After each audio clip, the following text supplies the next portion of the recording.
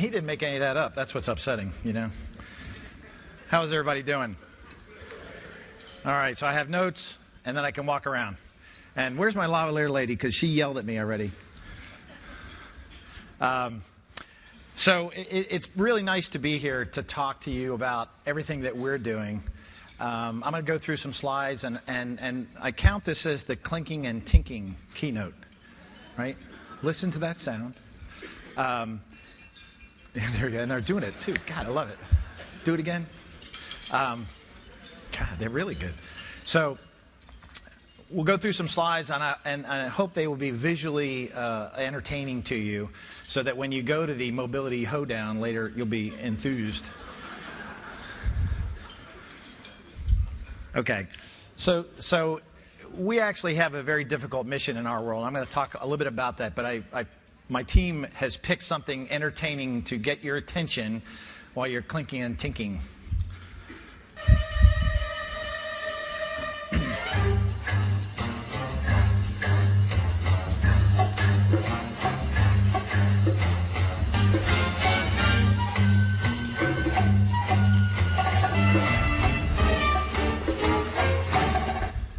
So it sounds like it's really hard to do this, right?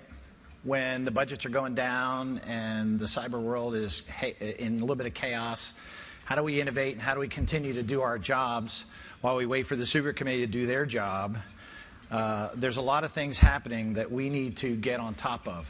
So I'm going to talk a little bit about some plenary basic documents that we've written in DoD, and then I want to talk about a couple of little chapters that are inside this book, but not overtly. So we wrote this defense strategy for operating in cyberspace, which is a really important seminal document. I know DHS is working on the same level of a document for the rest of the .gov. But it's important in that we now have senior leaders' attention on this problem, which I think in the last couple of years we've gotten the highest levels of attention on the problem. So this helps frame our way ahead, because we now recognize this part of the world. Remember, it used to just be called IT. You guys used to just be the IT geeks. Now you're the cyber geeks, right? But now you're cyber security professionals. And so what you do actually has a bearing on your company's bottom line or the government's well-being. So the challenge that I have is I have a couple of million guys out there that wear matching tops and bottoms all the time. Garanimals, as I call them. I have a couple sets myself. They expect to connect to information wherever they are, whenever they are, and with whatever device they have. Okay, and they work in different places than you and I. They don't work in office buildings. You know, they work in a place like that, right? And so they expect to get this access, and they expect that it's trusted information. You know, it dawned on me the other day sitting in my office that the information we get out of our PCs, we believe everything that comes on the screen, do we not? I mean, I'm saying that very seriously. We do. Would you know if somebody altered that information? You probably wouldn't. So these guys believe whatever comes out of those boxes, that they render decisions upon people's lives, committing them to combat or combat operations because of this information flow that comes through the networks that you all help manage. So the size of the problem that I have captures, I'm going to change my stuff up here and not spill my Coke. There we go. Rocky told me not to do that because it would be really loud. But it's all right. I wish it was a beer. We should have this meeting outside, shouldn't we? Shouldn't we be outside? This should be a picnic, right? You know. And you can just imagine I have slides up there. Anyway. So, you know, I think I've already described this, but the world is really changing, and we've heard this 1,000 times. The world's changing faster and faster every day. And how do we keep up with it? And how do we keep up with it with all the stuff that we built over the last 20 years, right? That we built because we could, right? We built all these stovepipe solutions. We built all these things because our bosses told us to do it. Now we're care and feeding for it, and that costs money. And now the money's going away. And now the threats to these things that we built, these thousands of little things we built, are driving us nuts. So you can't see this picture on the left very well because it's a lot of little tiny lines. But our networks are really, really dense, and we have a lot of them in DoD. And we're trying to move into a place where it's a little more simplified, a little more standardized, right? Notice a little cloud-looking device there on the right. So we're trying to get ourselves to the global information grid that we imagined existed 8 to 10 years ago when we came up with the idea. But we're not there yet, right? Because too many things are moving at the same time. But we need your help. We need this room's help. And I think if I spoke for the federal agencies in the room, they would say the same thing. This is like a team sport. How individuals' ideas bubble up and how the federal government's ideas bubble down and meet in the middle to create, secured, shared information solutions. All right, who here is playing Angry Birds? Look at that. People are killing me. Okay. So this is an interesting segment. See, I have your attention now. I love it. There's not much clinking and tinking going on. So is it a game? Maybe you think about it. Read the stats. I'll let you read them real quick. How many people are playing this silly game? I'm not one of them, but I don't have much time to play these games. But if you read it, read the stats and facts. And this was like a simple guy's idea to bring a game to a certain device that you all play, right? Now look at the value down at the bottom. $1 billion from a game. Pretty powerful change to the landscape, isn't it? Because the thing on the right is actually aircraft, people employed, right? There's like things you can reach and touch there. Here, there's digital birds, right? All right, now how many people are playing now? Oh, yeah, I was in the game. Yeah. Now, Rocky actually showed me the game last night. So I went, okay, that's probably why I don't play it. Anyway, I'll let you watch it for a second.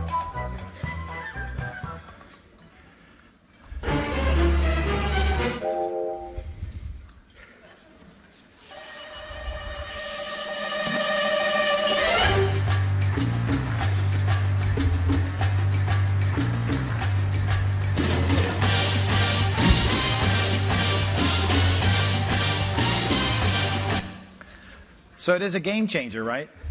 If you think about it. Why? I mean, I put that up there because now you're paying attention again. I lost you for 2 minutes. 2 minutes. I lost you. It is a game changer, right? Look at the number of people that play that silly game. Look at the value of that company that made that game. And think about that for just a few minutes. So let me shift gears here a little bit, talk about cyber for just a second. The left-hand side is pretty much what we built in DoD for the longest time. When I was a program manager doing undersea weapons, if my boss said I won something, I went and found the money and I built it, and we started to use it, end of discussion. And now replicate that over the Navy, Marine Corps, Air Force, and Army. And that's why we have what we have. The size of our network infrastructure is massive. Okay, I got to get to the right-hand side of this chart as fast as I can without breaking anything. All the while keeping our friends in Afghanistan and Iraq informed and aware of what's going on. Now, at the same time, we all know security is the antithesis of convenience, ergo the antithesis sometimes of innovation, right? The cyber guys are generally the guy to tell you, you can't do that, right? They're the talk to the hand, not to the ear. And in reality, we have to get past that, right? We have to get past and start to build this stuff in, bake it in from the get-go. A lot of times we hear that, but we don't see it. We see it as a bolt-on device. So in DoD, there's many things that keep us up at night. Many things. I'm going to talk about the ones that have the asterisks next to them. So a little bit about, and these are the innovative things that I want to try to talk about today before we take some questions. Digital persona protection. I'm going to talk about mobility. I'll prep the hoedown, Chris. And cloud. Okay? So in digital persona protection, we had a challenge this year, if you all remember, when WikiLeaks broke. And we had our brig commander at Quantico sort of threatened by Anonymous, if you recall. And so we took that very seriously as to how do we ensure that people associated with DoD can do their jobs and that they are not for fear of their digital lives being ruined by somebody, right? Most of our security details and things that we afford high-profile people are all physical security, right? Like the Secretary of Defense has a security detail, but he doesn't necessarily have his digital persona protected as well as he might have his physical security protected. All of the security laws are written around bodies. They're not written around, ooh, I can get to somebody just as fast through the internet, right? So we believe that based upon our experience this past spring that we need to do something about this. And so we have worked on laying out a process by which we can afford some protections to our members while doing their job. And this is a risk management activity because you would find that if you wanted to take yourself completely off the grid, it would be really hard. It'd be really hard. However, there are things you can do that are prudent that would reduce your risk for being compromised on the net. So we have a gradient of things that we want to do here. Some of them are to make certain things available for everybody to buy. Some of them are things that will instill. Some of them will apply differently to our high-value individuals. Some will apply differently to the masses. But we have to really take advantage of the fact that we understand the problem now, and we need your help to help solve this problem, right? Because these guys are good, both anonymous and they are good at what they do. Okay? So we need to take this under advisement that no longer are we free to roam the internet like we thought we would, right? So if you look at the right-hand side of this chart, I won't make you read all the boxes, but the right-hand side is really where we're trying to focus our energies, right? There's a little bit of proactive activity and there's a little bit of reactive activity. Our attorneys have told us that if you don't have a credible threat that's ready to go, that they've identified through some means, there's little proactivity you can do. You must be reactive. So we're working through that as well. Because the actual credible threat we believe exists, but applying it and then spending resources on it's a different story. So I'll let you scan this chart as well, and you get a sense of the size of our world. Okay, it's quite large. I haven't been anywhere else that I've seen somebody say I have thousands of networks. I've seen hundreds, but not thousands. And I haven't seen anything anywhere near this. So this is the thing that we try to get our arms around. And my old boss, Dave Wintergren's in the audience, and so he didn't clean up very much because look at the mess I have. No, I'm kidding. I'm kidding. Clinking and tinking. Oh, hi, Dave. I'm sorry. No, but this is hard. This got built over 25 years of the ability to solve a problem because your boss told you to, right? That's how this got built. That's how it got built. So it's really hard. It's going to take a long time to right-size it, to shrink the capacity, but we'll get there because we can't afford this anymore. This is the problem. This is one of our problems, that we cannot afford this. And see, we had 250,000 BlackBerries. That's a guesstimate. I suspect it may be a little bit more than that. And you can see that there are pilots going on with iOS devices and Android devices, and we'll talk about those here in a minute. So my question to you all is, is this easy to get my arms around for mobility? No, but I got to do it. The budget pressures are forcing us, right, all of us, in a different direction. And there's such budget pressure on us that it will make us think differently about the problem, right? That's, I think, it's interesting. In these exciting times in which we live, this is a very different focus on the problem than it was before. So Sue Lawrence is not here. Susan Lawrence, CIO G6 of the Army, mentioned that everybody can't have their own networks, which is true. But today, as you go down the mobility track, everybody wants one. Everybody's out ahead of the requirement. Everybody's moving a lot faster than the acquisition people or the IT standards people to levy the standard. Everybody, it's an I want role, not a I need role. So we wrote a memo last April to try to get our arms around the mobility challenge and lay in some requirements so that all the vendors of the world would understand how to actually sell to DoD. So if you look at the bottom there, you see 6 areas that are driving what we do in the mobility space, okay? And if you don't meet these requirements, and I'll show a slide in a minute here, you're sort of at an unacceptable level of risk. Okay? So here they are in a little bit further detail. But you can read them. If you can't sign and encrypt an email from this device, I'm probably not interested in it, right? If I can't control it centrally to some level, I'm probably not interested in it, okay? However, we are applying new talents and new technologies. This is a Huey Cobra pilot who's using an iPad with his maps on it. It's very cool. But the iPad is not connected to the network. That's Richard's here, Richard Spires. I mean, he knows connecting them to the network. Parker. But it's important because he would be folding out paper maps. He would be looking at them. The things that he can do with that device on his knee are a whole lot more efficient and effective than if he was using paper maps. So that's a pretty cool, innovative use of the device. Remember, back to the requirements. Does that device meet a lot of these things? Not yet. Here's another one, a Marine flying in Iraq, doing the same thing.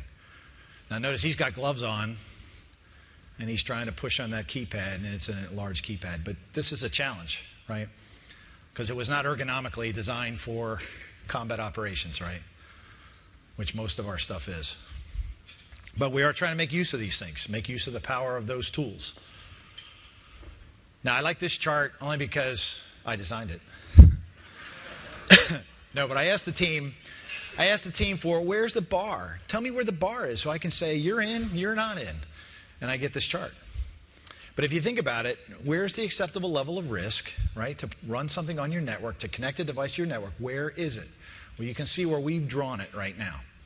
That's where we, DoD, have drawn the risk bar right now. Okay?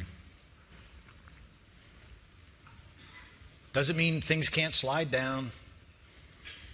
SMEPED's going away, our secure device. But that's where we've drawn it right now. And so we need your help to figure out how I can get more solutions, I'll say, below the line. Okay? Now, how many people remember this kid? Right?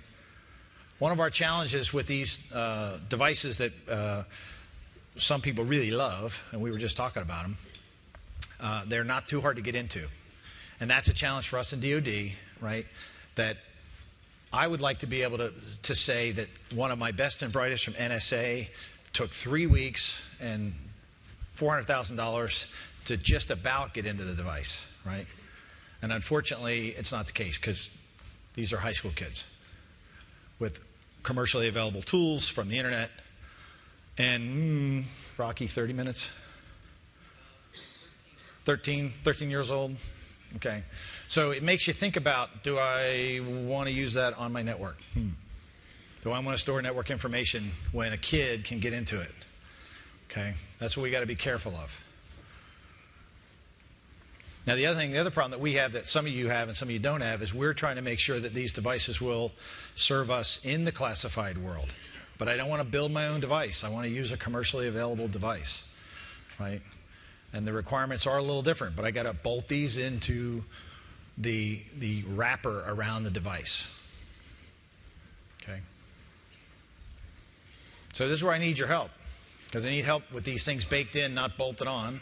Although if they meet the test and they're bolted on, that's fine too. But we're not there yet. I mean, back to my chart with the line on it. You already see the ones that are above the line. We know what information we can use for the devices that are below the line, right? Or above the line. Okay. Cloud computing. It is the term du jour. The last term du jour, which is still sort of the term du jour, is cyber. But everybody uses this term, and we actually view it as a great benefit to us in the near term. But back to the slide with, how many data centers and how many servers do we own? It's going to be difficult for us to move anywhere rapidly. So we've written this document, which is the way ahead for us in DoD, in the IT space, to sort of get our arms around this big, giant network infrastructure and shrink it, right-size it, get the capacity where we want, eliminate duplication, introduce some standardized activities, and consolidate where we can to achieve the CIO's nirvana here, the 3 circles. Right? That's our plan, and We're hitting about 8 areas right out of the chute, and then we'll continue to just hack away at this thing until we get it where we want to get it. And again, the network will be driven by the budget profiles. There's just no two ways about it. So in the cloud environment, cloud is, data center consolidation is part of this, but as we consolidate data centers, we want to move into a cloud environment. The cloud environment requires consistency and standardization, which the tool set on the right delivers for DoD. And if you're from another agency and you're interested in what is that stuff, we'll be happy to hook you up with information on RACE, on Forge, and those other tools. Because absent that, you create 1,000 clouds, right? That's the last thing I need, is to replace my data centers with clouds, right? Because I didn't get anywhere. Now, we also believe that this will allow us to move faster and move with great agility, build applications and tools very different than we build them today. The cycle time of the N-year major systems acquisition application build, shrinking it into something that's maybe 12 to 18 months or less, and build it consistently using a services-based world, right? A lot of enterprise things are already built that I can then use and I can refresh on a routine basis. I don't do the once-a-year annual drop to the software. Okay, so we also believe that cyber, if done the right way, cloud will enhance our cyber profile, right? And so if we are dabbling more in private clouds than we are in commercial clouds right now, because we have so much capacity to start with, right? We almost have to take advantage of the great deal of information management that we have, and then we can figure out how does commercial clouds play. Now here's the other question for you in the room who are interested in business. How does this play at the edge? How does this play to somebody that isn't connected to a TX line, right? Because these guys only get information through RF links. Does the cloud mean anything to them? Does the cloud provide them a benefit? I think it does. But how do I afford that access up and down for them? Because ultimately that's what I am here for, is for them, the tactical edge, not here for, as I call it, the ivory tower employees. So again, back to our shared responsibility, right? If you guys can help with this, I think we'll solve the problems. But my problem set is a little different than the problem set that others may have. Okay, so we're getting here to the end. Everybody's silent. President. You need another movie? The entire IMF has been disarmed. So what is now? Your mission, should you choose to accept it.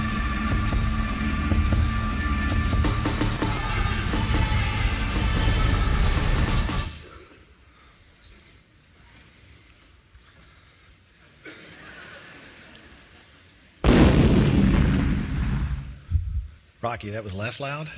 It's killing me. Okay. With that, I am happy to take some questions.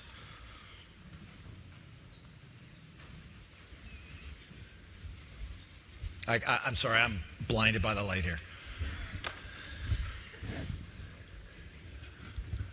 Oh. Questions? Back to your lunch. Out for a beer. No questions? I love this. Oh. It's from Dave. My friend Dave. It's from Chris. So, I mean, there's been a lot out there in the press recently. I think General Alexander stood up and said, hey, we see the opportunity in cloud. You said it today. You see some inherent security plus-ups there that you're going to get going from the fragmented stuff in, or what's your view?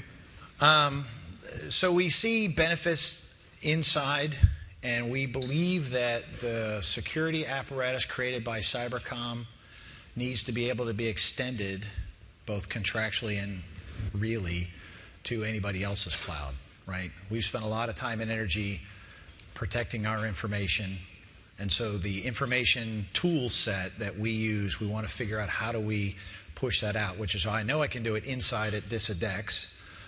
How do I do it outside? I have to work on that. So that's my second.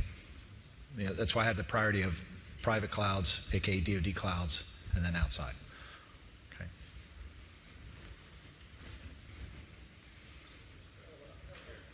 Yeah. Stand up. Sir. Hello? I'm sorry. Over here. There we go. Yeah, I have a 15-year-old who's a good hacker and a game player. Do you need him? See me after. Well, the if so part of the question was, what is your reach out to get a hold of him, and what are the attractions of him coming to you? Good question. So the answer is yes. We like to make sure he's on the proper side of ethical hacking, right? Sounds like he's on the slippery slope. We're very concerned that the workforce starts obviously in high school, right? So as they come up with these skills and they come up and they get a chance at age 18 to be in the United States military or go to college and then maybe come in later, what they know how to do and how they know how to do it is of great interest to us, right? So your son, who's a 15-year-old professed hacker, if he stays on the right side, he clearly has the knowledge and the skill set to do it. Why would he want to come work for us? He gets a service nation. I mean, there's no greater cause. Most of us in here are not, at least on the government side, are not here for the money. They're here to serve. So if he's interested in that, Dr. Rocky right here will sign him up. Okay. Yeah, but just to follow on there is that other than me telling him that, I think the message to be broadcast to be able to serve in those capacities. I mean, he produces videos for WoW right now and hacks my wife's iPod, but I mean, it's not a big deal. We need to talk to this guy, Rocky. I think we want him. No, you want to put talents like that. They're unique at that young age to good use, because it can easily go into the dark side too, and the dark side's a dangerous place. Okay. Rob, over here. I'm sorry. Here we go. I got one. Oh, right here, Rob. It's like, turn those off. You know, your presentation talked about some of the problems. You said you need help, in solving some of those problems. Well, the 600 industry experts here in the audience, what about some specific things that we can bring forward to help you? What can we do? Well, solutions, the thing that I tell folks that come in the office, and I learned this from Dave, solutions in the context of our problems. There's a little bit of homework that has to be done before you come in and offer a tool to the Department of Defense. Similarly, things have to scale, right? What works in a lab or works in a 10,000 person company, which is a big company, right? 10,000 employees, doesn't necessarily work in Department of Defense, because I am after the enterprise view, the consistency of having something I can deploy as an enterprise service. I got to think about that as I come forward with solutions to problems that I have. So if I could offer those two things, it goes a long way, and the breadth of problems that we have is huge.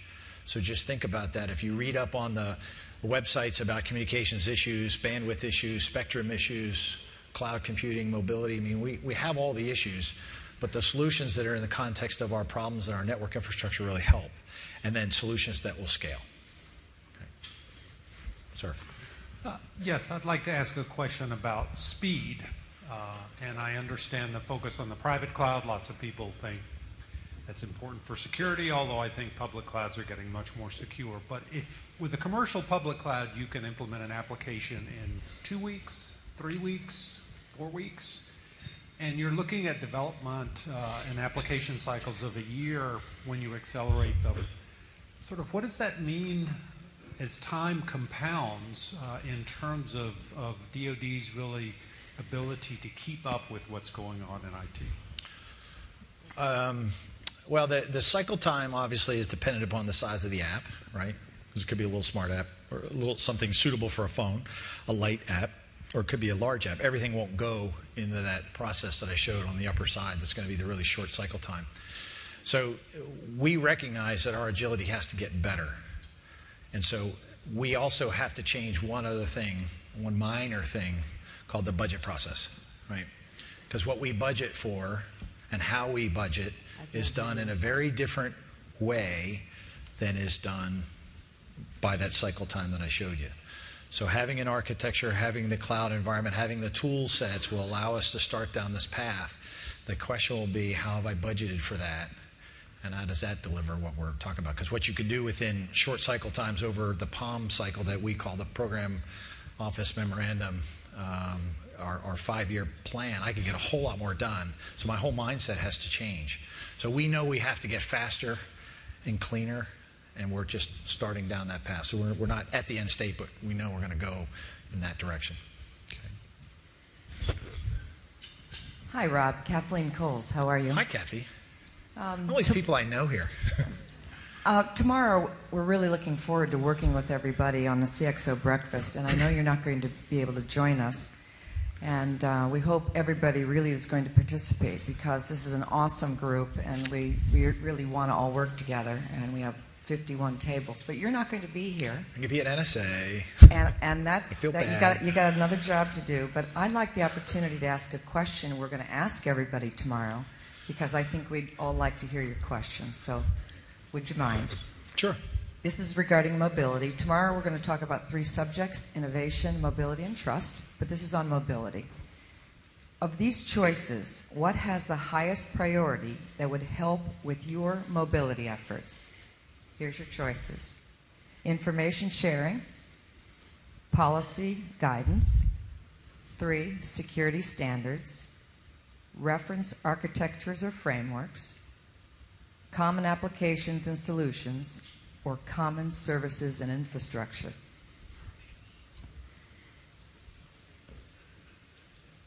Any more? One more time.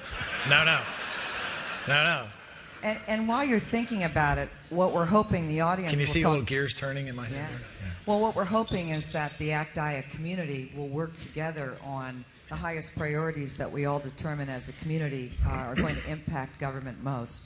So I'm going to be the engineer, because I am, and I'll pick the architecture one, only because absent sorting that out, the other problem that is really the difficult one is the culture, right? The culture of I want.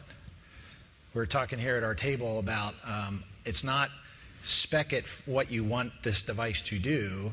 It is I want a device, right? And then when that device doesn't actually meet the architectural standards, we have frowns, right? Very senior frowns.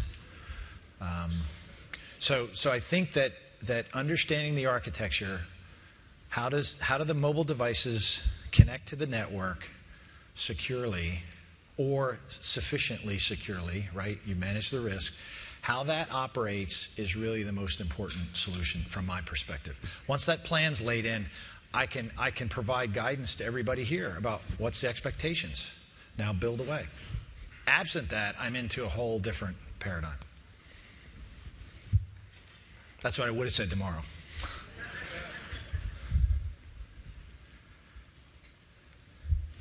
Right here.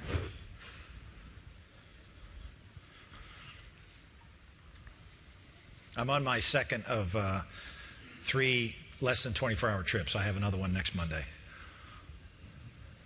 Yes, Sir. Rob. Michael Donovan with Hi, HP. Michael. Hi. You've talked a lot about the constraints and requirements around devices and around technology specifics, but you haven't talked a lot about how things like cloud and cyber change the way you operate.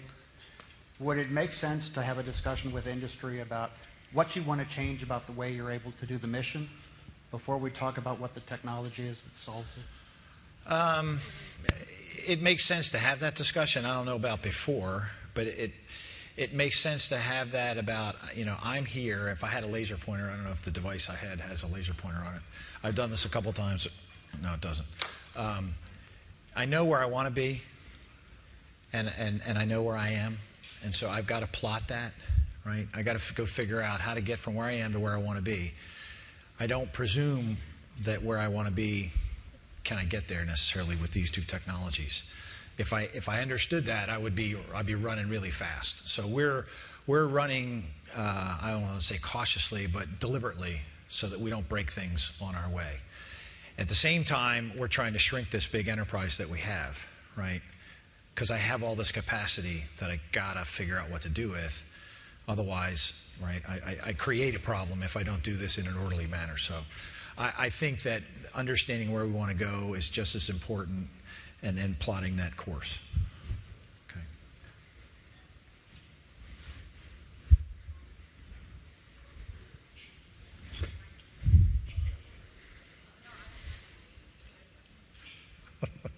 They love to fight around me. What can I say? To clean up the mess that you said that they created that you're now trying to clean out. Yeah. I love this. Sorry, so just so Dave doesn't forget, that's true. Question for you is, what are you doing to stay in front of the game to make sure that your system are secure? You talk about the 15-year-old kids, you know they can hack into your system. Do you have a group of those 15 high school, college kids that are out there that could come in, and are they independent? Because it would defeat the purpose if you have your own people trying to hack your system. So I just wanted to know, what were you guys doing? Well, I would tell the young man, the red team in NSA and the red teams that exist in DoD are dynasty teams. They've never been beaten. And those who have come visited some of your other federal agencies know that they are really good at what they do. So we do have that cadre of folks. Do we need more of those? Yes. We need a lot more of them. We can take all the ones we can get and grow. So, sure. Hi, Jackie Lancaster. I was at a conference last week where a retired general, who I won't name, made a comment during a panel discussion, which 4,000 of my closest friends heard as well, so I'm not saying anything out of school, that nothing good in technology had come out of the formal acquisition process in the last 10 years. That the only things that had come out of the acquisition process that worked were from QRRs and quick responses and CRADAs. I'd like to hear your comment on his comment. Wow. Well, all right, Mike, I'll raise this comment on his comment. My comment is, that's not true, in my opinion. Okay, I think that a great deal of value and benefit have come from the accelerated paths, rapid acquisition delivery. Similarly, the acquisition process has delivered a great deal of benefit and systems and information technology on behalf of the warfighter. It is a very structured, deliberate process on purpose. So I can't say that nothing, it's just not true. Can it go faster? Can it be better than it is? Yes. It is a bureaucratic process, yes.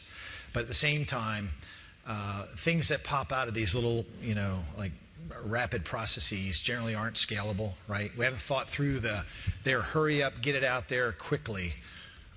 When I was in Iraq, quite a few of those things came out. And as people literally pulled it out of the box, and people have spent a lot of money back in the States here developing an we didn't know what to do with it. So that's the worst that can happen, is somebody here builds something for somebody there who is relying on it to solve a problem, and they get it out of the box and they don't even know what it is. So I think that both sides serve great value. The question is, which one is aimed at the big problem, which ones are aimed at smaller problems, and how do they fit into this grand plan that we have? The scalability factor is really important. Okay. Kirk Holmes. Where are we? Kirk Holmes. Over here. Go, got it. This is hard. You got to stand in these flashlights, There's a lot of evidence all around the world for the last couple of decades of the benefit from a business standpoint of implementing best practices, improving the way in which IT is managed, things like ITIL and other frameworks. Maturity levels, we know, are not quite where we probably would all like them to be. Do you have a plan or vision? Is that on your radar, and how concerted of an effort or coordinated of an approach do you have in mind for DoD? The ITIL framework is something that's gaining a lot of traction in DoD as a standard way to present, right, the services and the offerings and to describe our world in a consistent language. So while it is not universally instantiated right now, it is embraced as that common lexicon that allows me to transfer service to service, organizations within services, and then certainly at the Department of Defense level. So you'll see more and more of the ITIL framework coming your way from us.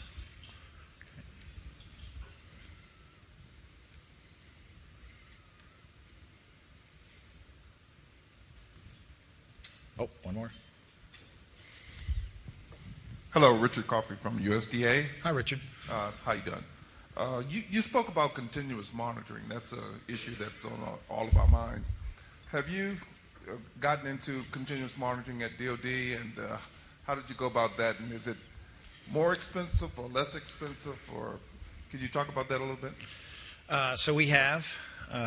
We've spent a lot of time and energy building out a tool called HBSS on our networks as our way into continuous monitoring, understanding anomalous behavior from normal behavior on the networks. As you saw how many networks we actually have, it's still difficult to bubble that up into a place at a NOC, whether you're Army, Navy, Air Force, Marines, and make heads or tails of it.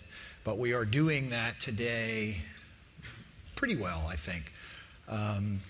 It's not perfect, and the tool's not perfect, because the environments that you deploy the tools on, the tools are built for consistent environments, and we have anything but consistent environments. So therefore, there's a lot of tuning that must be done in order to get the proper feedback, get away from false positives and things like that. So we're clearly headed in that direction and accelerating our activities in the R&D area with DARPA and others to go help us sort through what continuous monitoring can bring us, because we believe that is one of the ways to better understand the network security that we don't have today. It's not about firewalls and other things anymore. It's about understanding what is and what isn't anomalous behavior.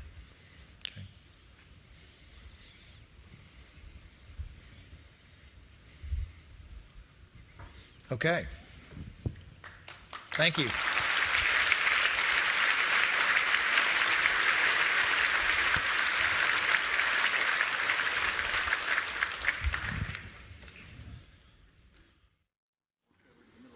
We're going to walk over to the middle stage. But I just wanted to clarify something real quick there, Rob.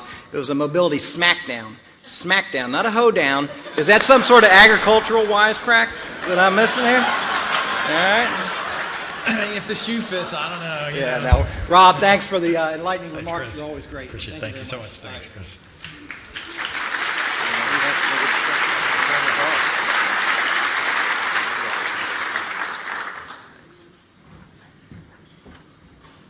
Well, thanks. Those were great and enlightening remarks. Rob is always fantastic, so thank you very, very much. We're going to take a brief break and then continue with the tracks for the rest of the afternoon, starting at 1:45. Later this afternoon, around 4:45, the 2011 SIG is going to be meeting in the Allegheny Room. This session will provide an opportunity for them to update each one of the shared interest groups. After that will be a reception at 5:30 p.m. on the Virginia lawn, out to our right, where we were last evening, I believe. Dinner will be at 6:30 tonight. This evening we'll be graduating the 2011 Partners class, presenting 2011 ELC awards, and then be entertained by the Capitol steps. We'll conclude the evening with a dessert reception and dance music from the dial tones. The hoedown will be occurring at that time. Enjoy the afternoon, and we'll see you at the reception.